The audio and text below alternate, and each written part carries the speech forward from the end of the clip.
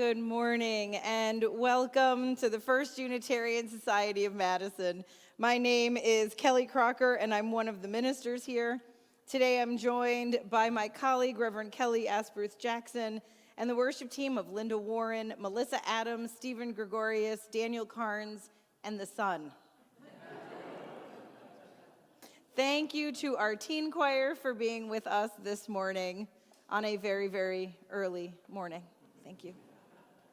And a thank you to all those volunteering this morning, our greeters, our Ann Smiley and Larry Fanlin, our hospitality makers, our Barb Avery, Isa Garusi, and Jim and Sue Wilson, and our ushers, our March Schweitzer, Alice Delaquest, and Bev Duso. Our lay minister is Lois Evenson. Thank you all. At First Unitarian Society, we question boldly, listen humbly, grow spiritually, act courageously, and love unapologetically. If you're visiting us this morning, welcome. We're so very glad that you are with us. If you would like more information about the congregation, please stop by the welcome table, which is out in the commons to your right. It's next to the elevator.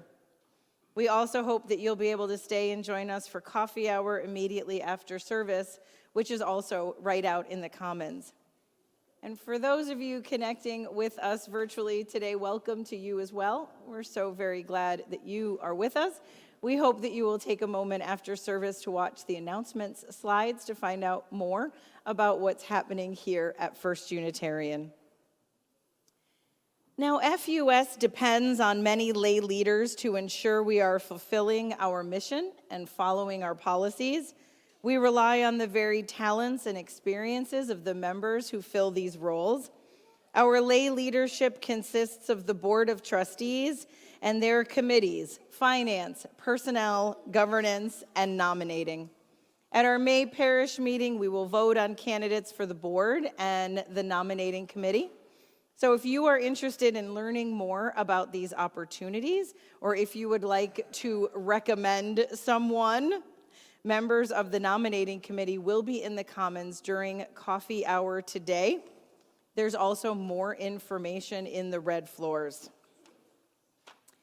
And today we would like you to join us right here in the Atrium Auditorium for a presentation about hearing and listening needs in this lively acoustical space.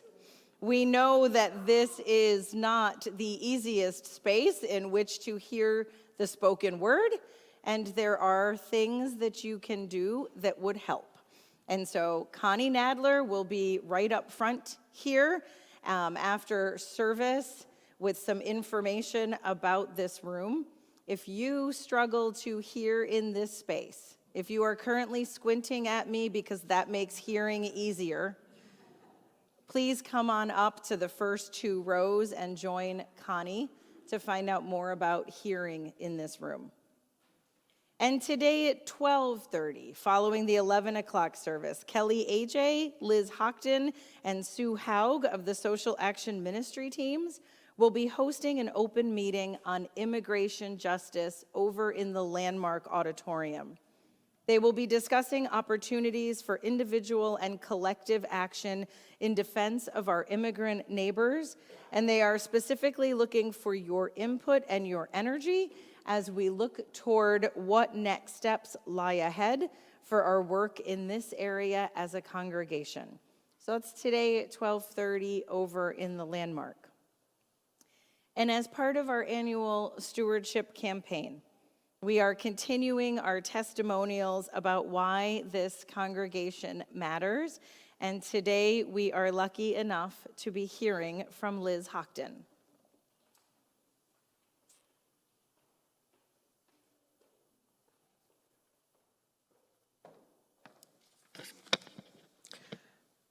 Good morning, everyone, and happy International Women's Day to all who celebrate. Well, as I look out here, I know that many of the younger folks in this room have been part of our FUS family since birth. I think that I may be one of the few people of my generation, however, who can say that my connection to FUS is a thread that runs through my entire life as well. One of the first things my parents did after moving to Madison in 1960 was to send me to the Meeting House Nursery School.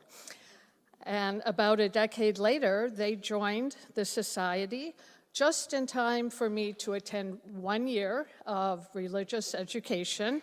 At that time, the curriculum was set up such that in that year you learned about every other major religion except Unitarian Universalism. However, I did also have the opportunity to be part of a really vibrant youth group, which at that time went by the delightful name of YUM, Young Unitarians of Madison. Max Gabler officiated at the weddings of both myself and my sister, and Michael Schuler presided over the memorial services for both my parents.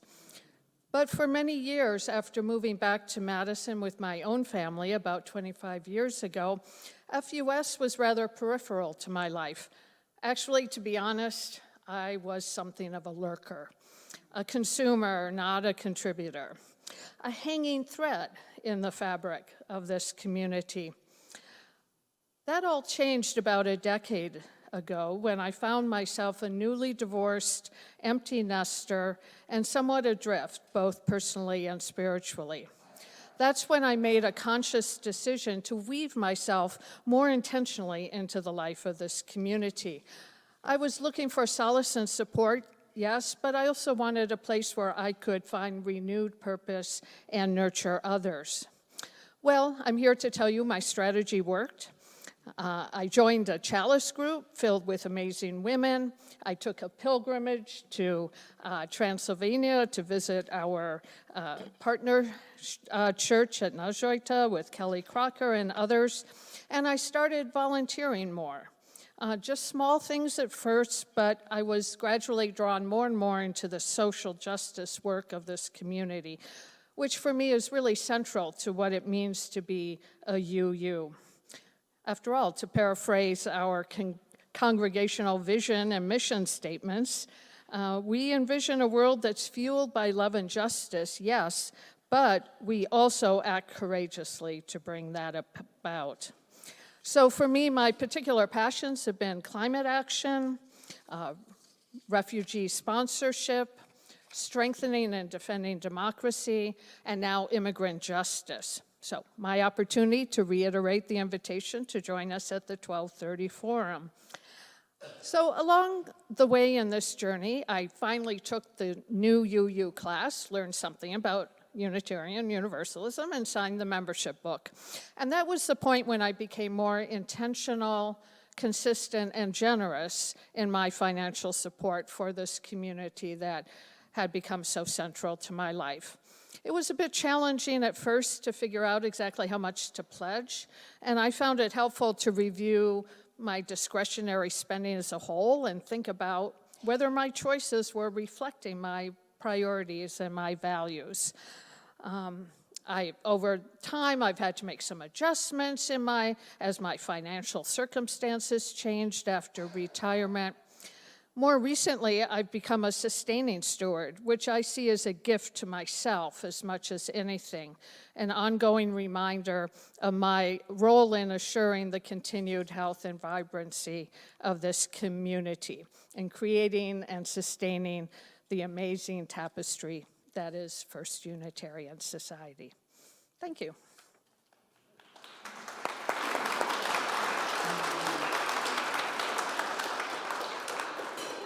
Thank you, Liz. And I invite you now to join in a moment of silence as we center ourselves and bring ourselves fully into this time, joining together once again in community.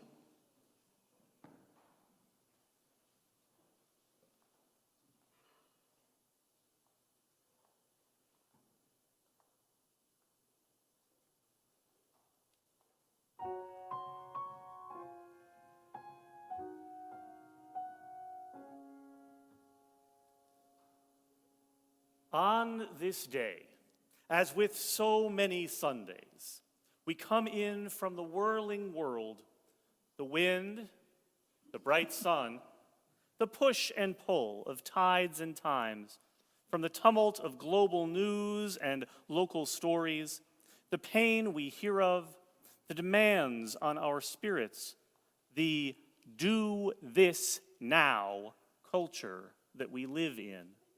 We come into this place from that windstorm, the rush of speeding drivers on the roadways, the rustling silence that fills some of our homes, the vastness of a once busy and perhaps now quieter house. All of this can leave us feeling stirred and unsettled. When we give our attention to what's going on around us and beyond us in this throbbing world, we can feel windblown. We need places where we can come and find our grounding once again. Come in. Come in from the wind. Come in from the whirl. May this be a place where we can experience genuine stillness, even just for a few moments. May we feel pulled into a restorative time of energetic peace. May this be a place of learning, of nourishment, a community that generates new zest in us for the dynamic beauty of this world. Come, let us worship together. And we invite you now to rise in all the ways we do and join together in those words on the screen. As we light this flame, we celebrate that we are all sacred beings, diverse in culture, experience, and theology. Let us embrace our differences and commonalities with love, curiosity, and respect as we covenant to learn from one another in our free and responsible search for truth and meaning. And before we join our voices in song, we invite you to turn and greet those around you.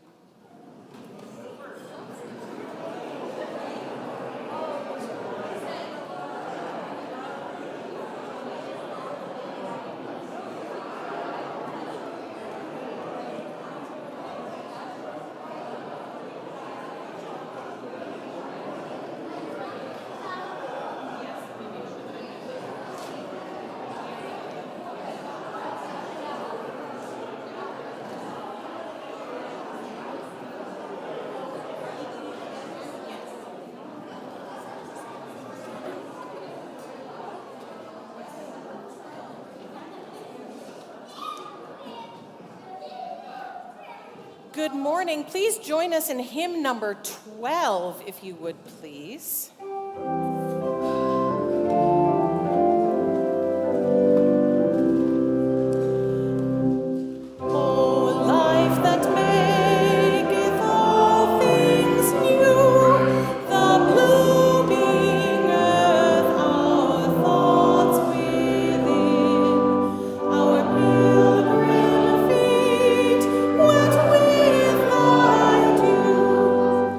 Gladness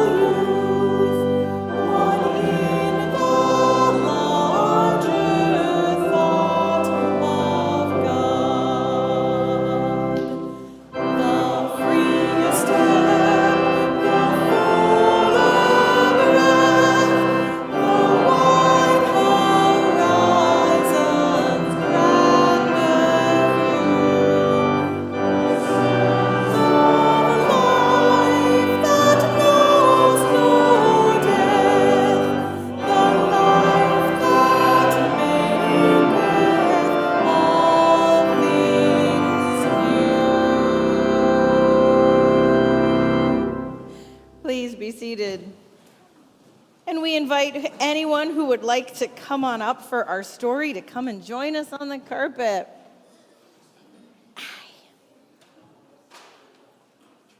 Good morning. Hello? Hi, everybody. I'm glad you're here. We have a story for you today. The story is called A Tale of Two Beasts. It's by Fiona Robertson. Have you ever heard a story where there are two different perspectives on the same thing happening? Is that a familiar idea? Well, if you haven't, you're about to. All right, Yeah. So here is our story, or at least the first version. I was walking home from Grandma's house through the deep, dark woods when I spied a strange little beast. He was stuck up a tree and whining sadly. So I decided to rescue him. I will call you Fang, I told him, and I wrapped him warmly up in my scarf, and I carried him safely home. I gave him a lovely bath, and a gorgeous new hat and jumper, and a delicious bowl of fresh nuts.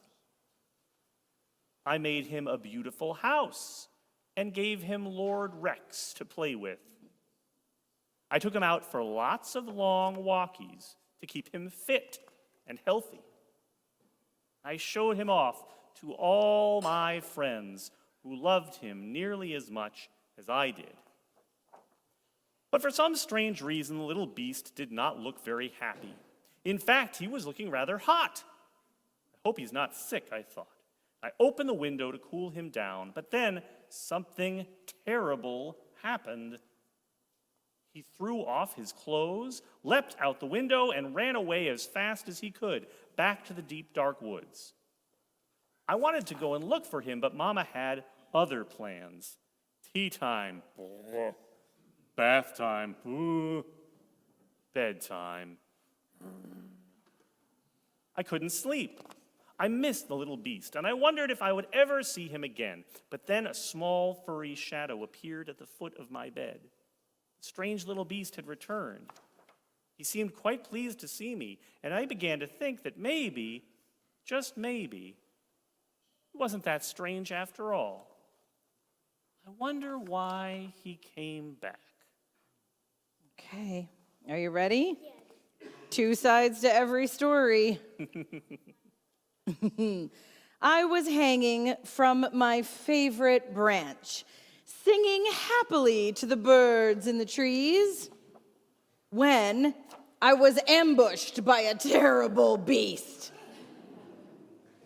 She growled at me and tied me up and carried me off to her secret lair. She made me disgustingly clean and dressed me up in a ridiculous hat and jumper and tried to make me eat squirrel food. She kept me in a tiny box with nothing for me to do and nowhere for me to hang from. She made me walk backwards and forwards and backwards again for no reason whatsoever. She showed me off to a herd of even wilder beasts who were just as terrible as she was. I had had enough. I made a cunning plan and put it straight into action. Free once more, I raced back to the deep, dark woods before the terrible beast could catch me. It was peaceful in the deep, dark woods. A bit too peaceful, perhaps, and also a bit wet. In weather like this, one could do with a nice warm hat. I snuck back to retrieve it under cover of darkness. The terrible beast was waiting for me. She seemed quite pleased to see me, and I began to think that maybe, just maybe, she wasn't so terrible after all. Two sides to every story, right? Thank you so much. We're going to stay together here and listen to the teen choir.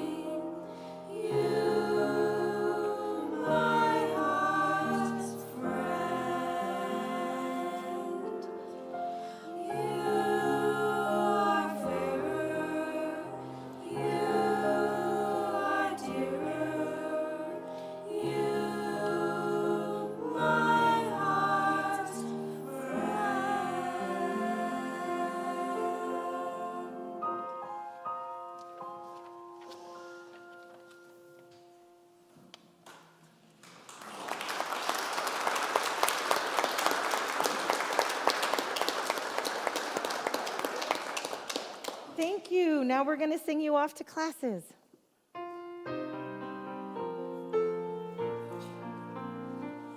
Oh, you can make the world so bright, and you can make the day tonight, and share your gifts and spread your light, and learn what you know, to know when you hear someone, to know when you smile, know when you cheer someone, you have always known inside.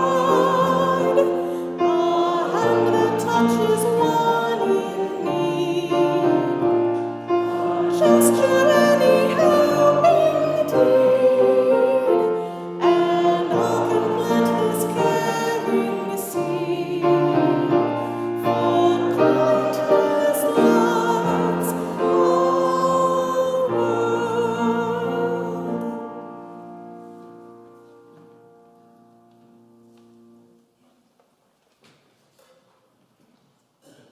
Please join us in singing hymn number 1002, Comfort Me. It is in the teal hymnal. You probably won't even need to see the screen, which is great.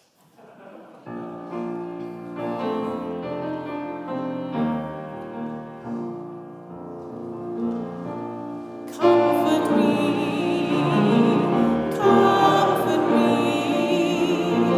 comfort me, oh my soul. Comfort me, comfort me, comfort me,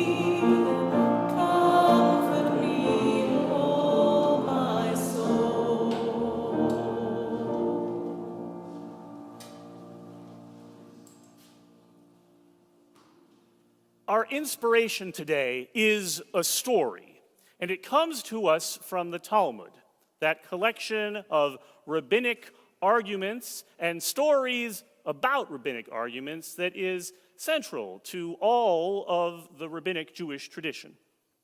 This story is about a debate over a stove. Stove is an item used in preparing food, and so the ancient rabbis, when faced with the prospect of a new design of stove, needed to determine, was it kosher? Was it suitable for making food that would then be suitable to eat by Jewish dietary laws? Now, what was so different about this new design of stove? I don't know. I am not an expert on stoves in late antiquity in the Eastern Mediterranean. But luckily, none of what is recorded of the debate really cares about what the deal was with this new stove. The main thing you need to know is that all the rabbis in the Sanhedrin, the sort of judicial council, were gathered together to debate this matter, and they all agreed that the new stove was not appropriate, it was not kosher, except for one.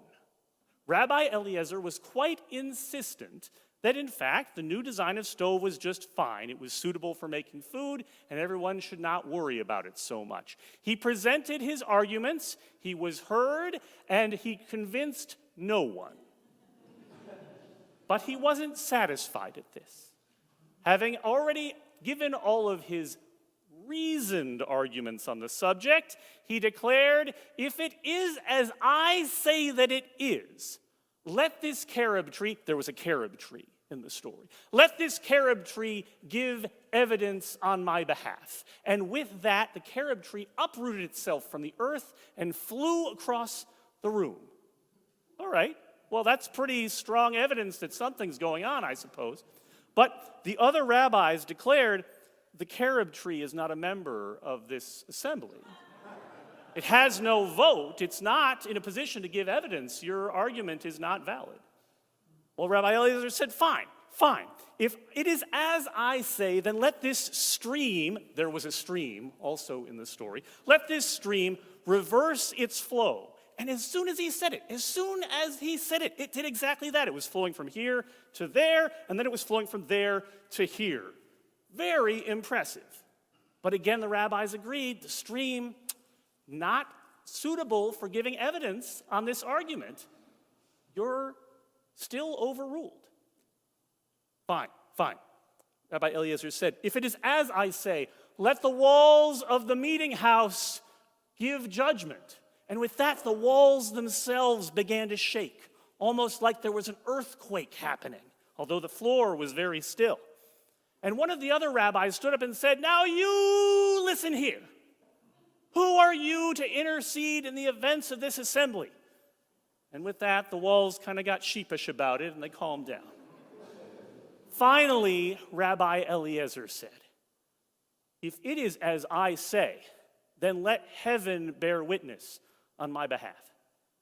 And with this, the sky opened up, light streamed in from above, and the voice from on high came down to earth saying, why do you dispute with Rabbi Eliezer? Don't you know that in all matters of the law, it is just as he says? To which the rabbinic authorities responded, God is not a member of this assembly. You are still outvoted. This morning's message, we have to thank Aaron Hawes for. Aaron won the auction item to help choose the topic of a sermon at the Autumn Fest auction in 2024. We're behind, I know, but we're catching up. Kelly and I had a wonderful lunch with Aaron, and we had a great conversation, and this is what came out of that conversation. It led us to the subject of internal disagreement within Unitarian Universalism.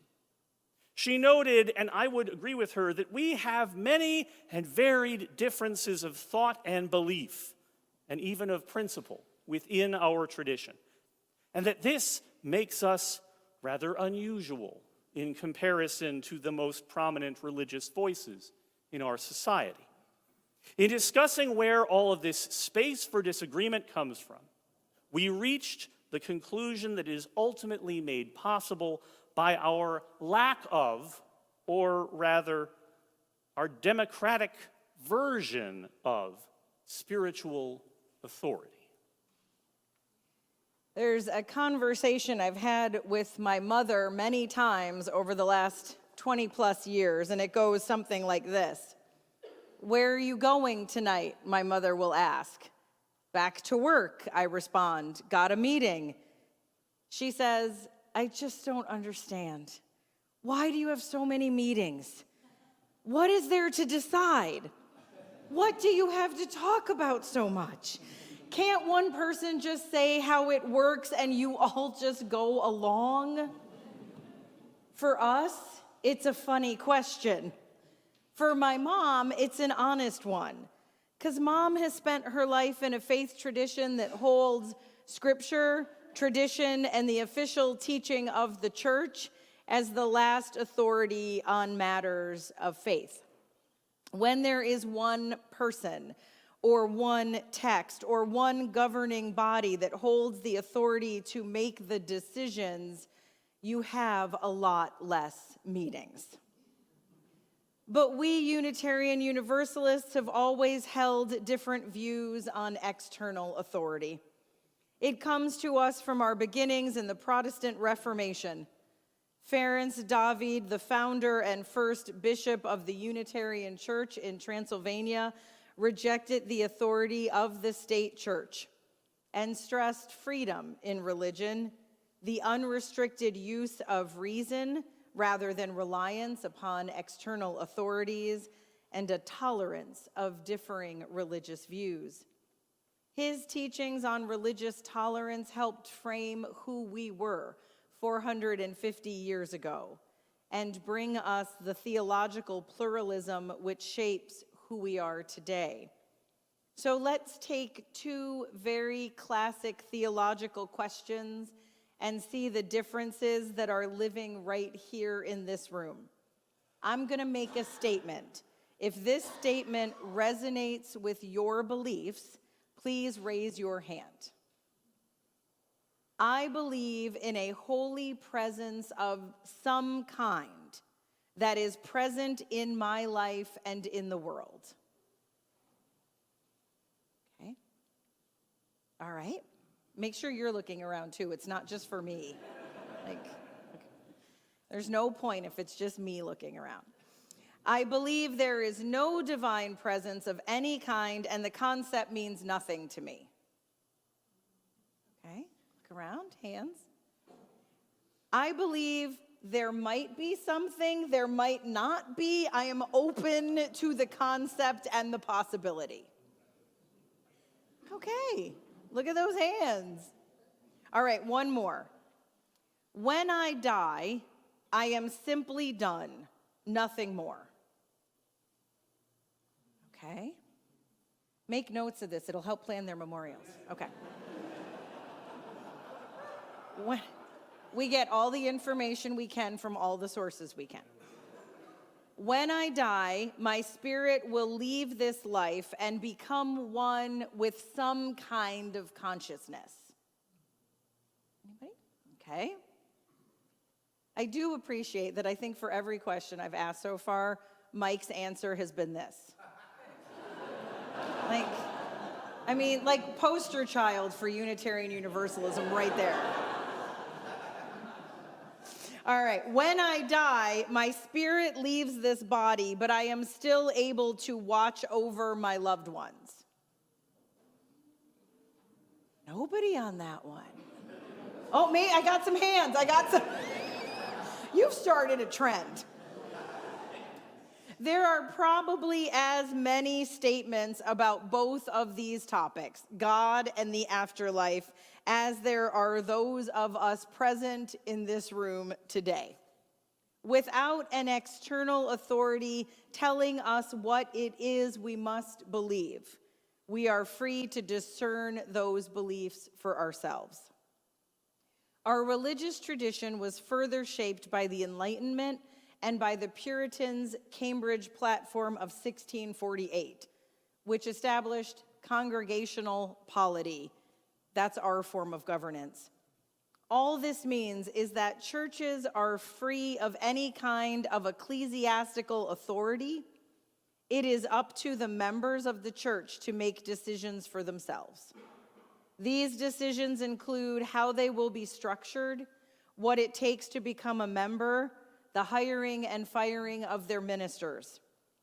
The social ethicist and theologian Gary Dorian wrote that the essential idea of liberal theology is that all claims to truth in theology, as in other disciplines, must be made on the basis of reason and experience, not by appeal to external authority. What this means for us in practice is that there are going to be moments when we disagree. If we are each free to form our own beliefs, to wrestle with the big questions of this life, to determine our values and what we hold dear, to bring our own reason and conscience to our decisions, then we may be bringing different ideas to the table. This, for me, is where the beauty in our rejection of a single religious authority lies. We need to not only discern what it is that we believe, but we need to hold our beliefs up to the fire of our own experience and the experiences of others as well. It means we need to listen. We need to be willing to be changed. We need to question ourselves at times, to consider differing views, to be open to the possibility, however slim, that we could be wrong. That someone else could be right. And that, no matter how hard, is a gift. For as James Comey once wrote, those leaders who never think they are wrong, who never question their judgments or perspectives, are a danger to the organizations and people they lead. In some cases, they are a danger to the nation and the world. We'll just let that sit there for a minute. I do believe our tolerance of differing beliefs, our openness to new perspectives, our theological pluralism is what makes us stronger. And sometimes it can threaten to tear us apart. In April of 1917, the United States entered the First World War. As that declaration of war became certain, the Unitarian minister, John Haynes Holmes, preached a sermon to his people at what is today the Community Church of New York, declaring his moral objection and intent to resist any effort to recruit or conscript him. No order of president or governor, no law of nation or state, no loss of reputation, freedom, or life will persuade me or force me to this business of killing. On this issue, for me at least, there is no compromise. Mistaken, foolish, fanatical I may be, I will not deny the charge, but false to my own soul I will not be. Therefore, here I stand. God help me, I cannot do other. I would make it plain that so long as I am your minister, this church will answer no military summons. Other pulpits may preach recruiting sermons, mine will not. Other clergymen may pray to God for victory of our arms, I will not. In this church, if nowhere else in all America, the Germans will still be included in the family of God's children. No word of hatred shall be spoken against them, and no evil fate shall be desired upon them. So long as I am priest, this altar shall be consecrated to human brotherhood. He then offered to the congregation his resignation. If the people were not with him, he ought to depart and to let them have a new minister, better fit to serve. His offer was refused. His congregation would stay committed to him throughout the hard decades that were to follow.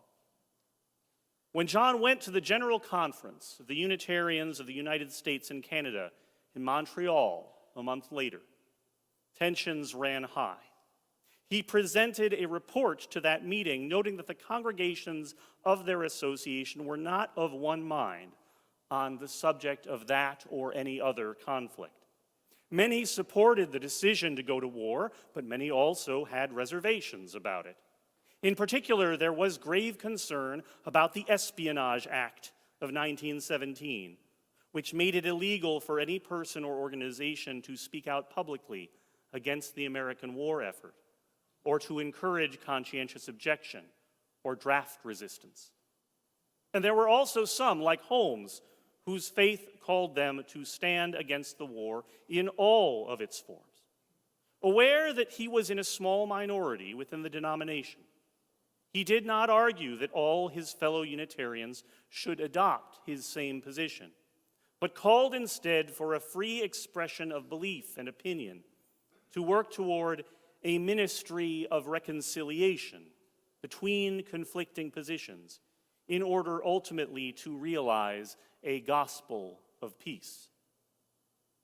On the other side of this debate stood William Howard Taft, a Unitarian layman and the immediate past president of the United States, the last Unitarian president of the United States, of the four that have been.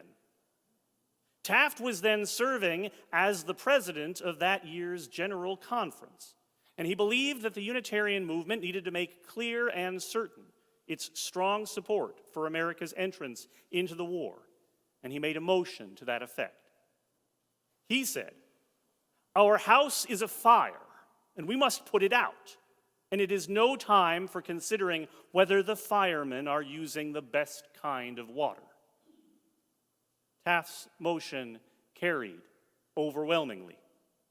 Surely this was in keeping with his own values and principles, though perhaps he also remembered how 5 years earlier, on the Sunday before the presidential election of 1912, as Taft was running for re-election, John Haynes Holmes had preached a sermon endorsing and campaigning for one of Taft's opponents, even as Taft himself in town on a campaign stop sat in a center pew, seething.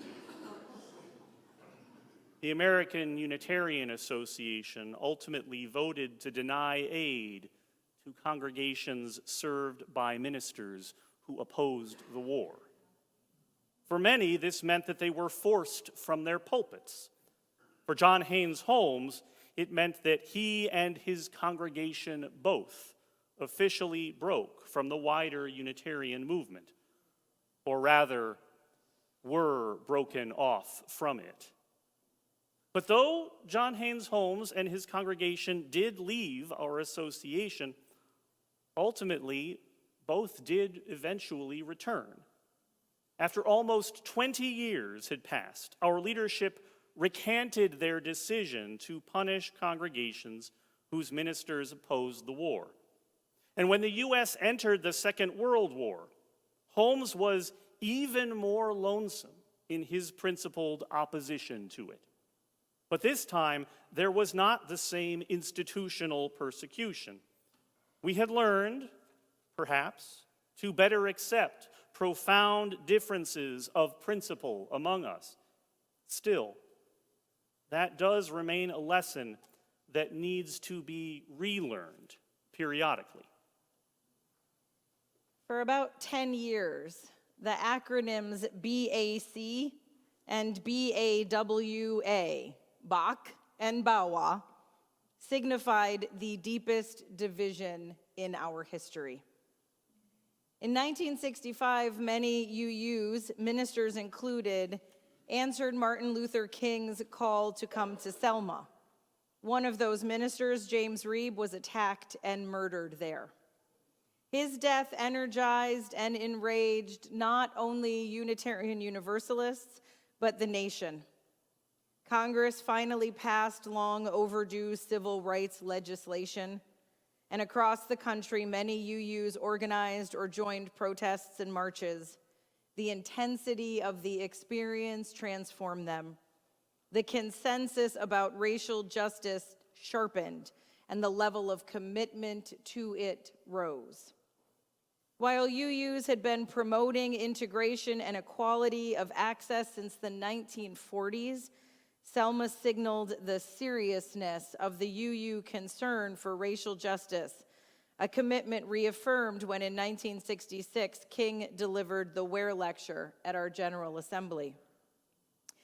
But Unitarian Universalism was not exempt from the division of the time.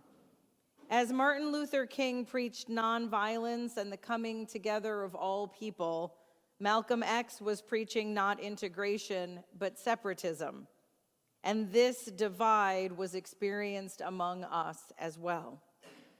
In response to the race riots of 1967, some UUs got together and a group of them formed a Black Unitarian Universalist caucus.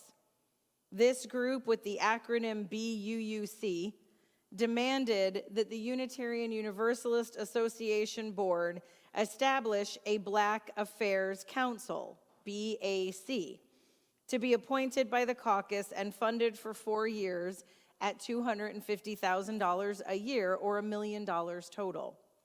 The funds would go for grants to fight political repression and economic exploitation in the Black community and support Black cultural expressions and community education.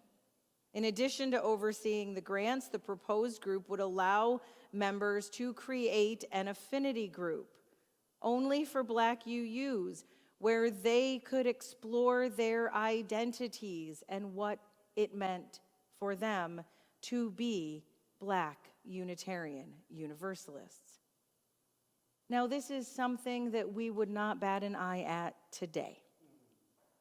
But then that approach bothered many Black UUs, including Cornelius McDougald, an African American and chair of the UUA's Commission on Religion and Race. He refused to join the caucus. Instead, he co-founded and co-chaired a different group called Black and White Action, BAWA.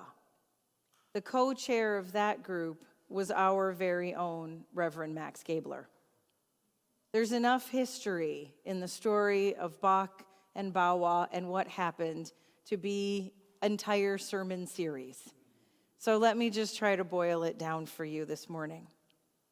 The UUA board refused to meet the demands of the caucus.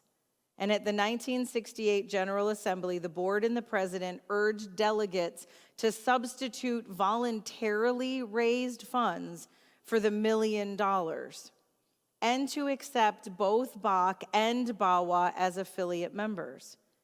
However, the delegates voted to form the Black Affairs Council, BAC, and fund it from the association budget, and BAWA got neither funding nor affiliate status. The UUA leadership tried again to fund BAWA at the 1969 General Assembly.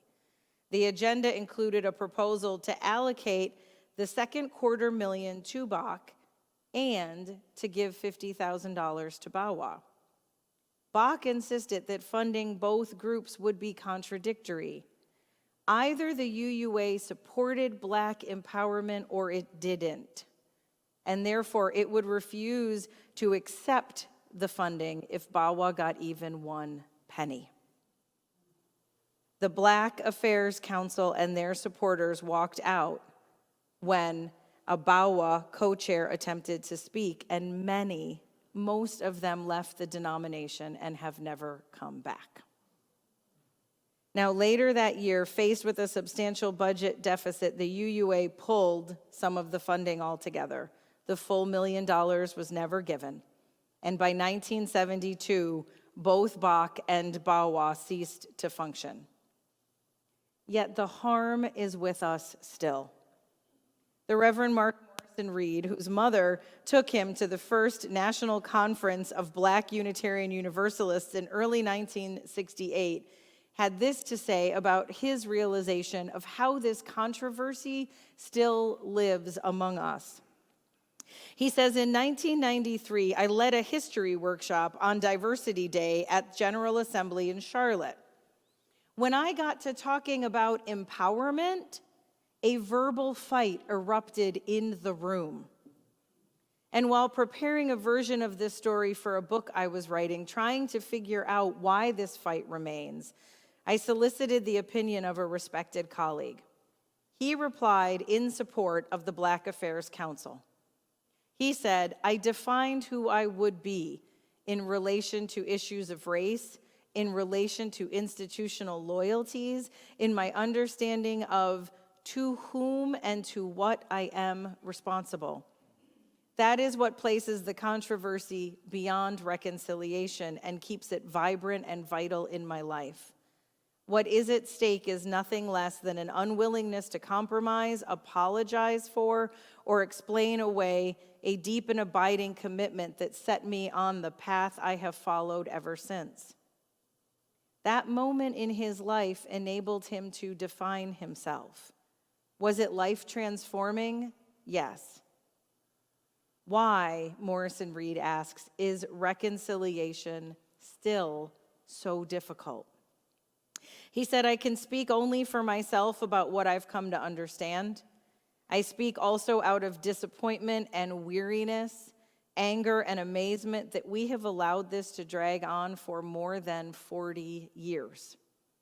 I've come to believe that the only way to move forward is to look upon what transpired as a tragedy. What do I mean? These were all honorable people responding to cultural circumstances not of their making, while in the grip of emotional forces beyond their control. These circumstances compelled them to choose between dearly held values. They brought to their decision-making their humanness, lofty hopes and moral certitude, grim earnestness and inflamed passions, some self-delusion, lots of defensiveness, and as tragedy requires, hubris. Conceived of as a tragedy, this drama does make sense. We bring to our religious community our full humanity. These two examples we've shared with you today show you the promise and the peril of a faith tradition which holds individual conscience, your human heart, as the central authority. Sometimes we create beautiful things, and sometimes we fall. We hurt one another. We do not bring our best selves to the table. And yet, hopefully, we learn. As Mark Morrison Reed concluded his thoughts on the empowerment tragedy, the UUA stumbled and had to, but it also set the scene for women, lesbian and gay people, the disabled, Latinx, and other marginalized groups in the UUA to speak out, to claim their space, and to make demands.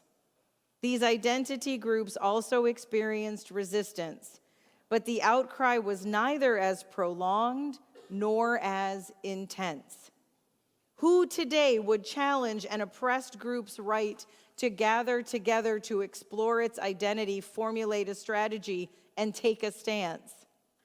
Never again since 1969 has the UUA Board of Trustees, the nominating committee, or the Commission on Appraisal been without significant African American representation.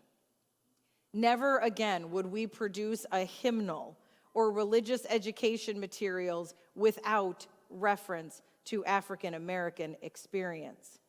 The events set in motion by the Black Rebellion traumatized, he says. but it also transformed some and educated us all.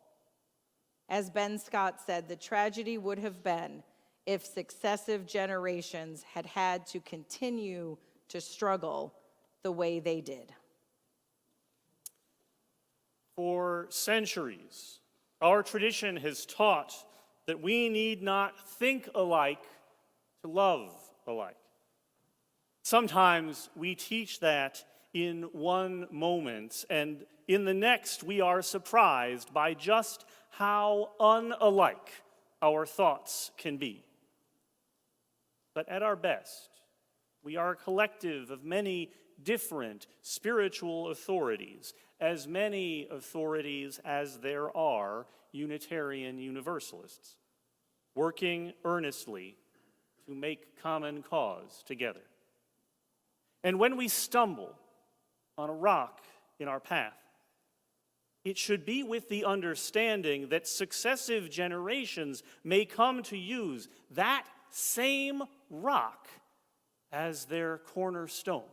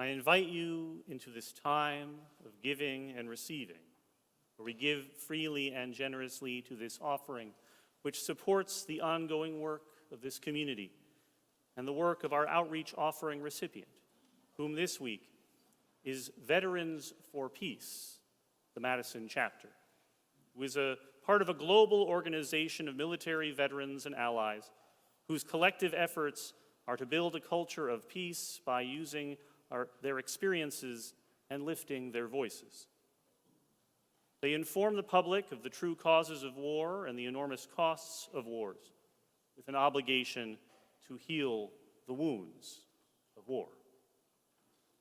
There are multiple ways to share your gifts. You can donate directly from our website, fusmadison.org, or you will see on the screen our text to give information, if you look closely enough.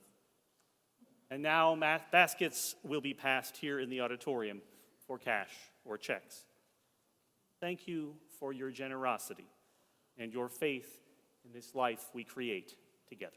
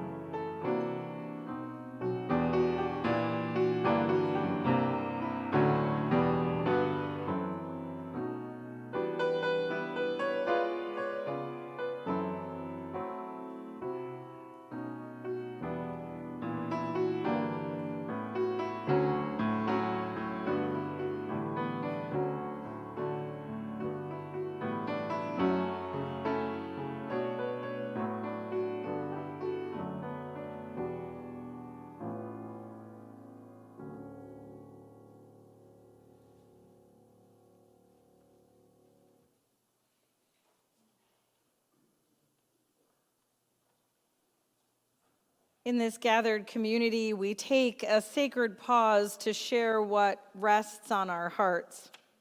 This time is set apart for the lifting up of our joys, the honoring of our sorrows, holding the truth of our lives. We light a candle this morning in recognition that there are both great sorrows and great joys in our world at this moment. We light this candle for all those who are in pain, victims of violence and war and oppression around the world. We hold the sick service members who've lost their lives and the families who mourn them. And we hold the children and families of Iran in our hearts as well. May we remember that all lives are sacred. May all who are in harm's way be held in safety. May our leaders be visited by a deeper wisdom to show them a new way. May we each find ways to embody fierce love. And may our small moves toward peace and collaboration tendril out to become global liberation. And we light a candle for all that lives in our hearts, the joys and celebrations mingled with the sorrows and loss. May we know we are held in love. If you will join now in a moment of prayer and contemplation with these words from Scott Taylor. Sometimes the world outside us can be so loud, making it hard to hear those voices we once knew so well, voices that once knew us so well. And so to silence we turn, to listen for the echoes of memories that make us whole, the pain of others that reawakens our hearts, and the beauty of this wildly generous world that wants us back. This is the attention that saves us, heals us, opens us, expands us. So friends, in the stillness of this space, let us not just listen for clarity and guidance, but to become larger. Those voices whispering from deep within are not just calling us home, they are home. We must remember this. What we give our attention to is what we become. Yes, sometimes the world outside us can be so loud, leaving us lost. But the quiet always remains, waiting and willing to be our companion, gently calling us to shift our attention and reclaim ourselves. May we be together for a moment in the silence.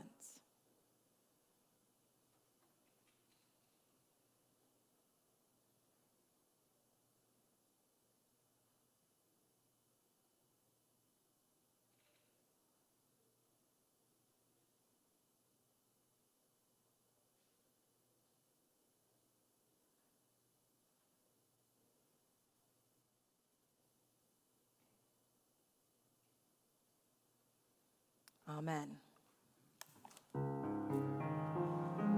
There is a love holding us. There is a love holding all that we love. There is a love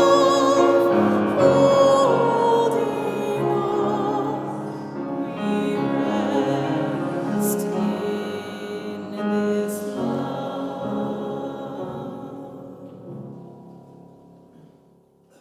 If you would all please rise in body and or spirit and join us in the final hymn where I'm going to make you work. We are on page 1003. It's right next to the Comfort Me. We are building a 4-layer song. We're going to start, because we're building a foundation, we're going to start at the bottom.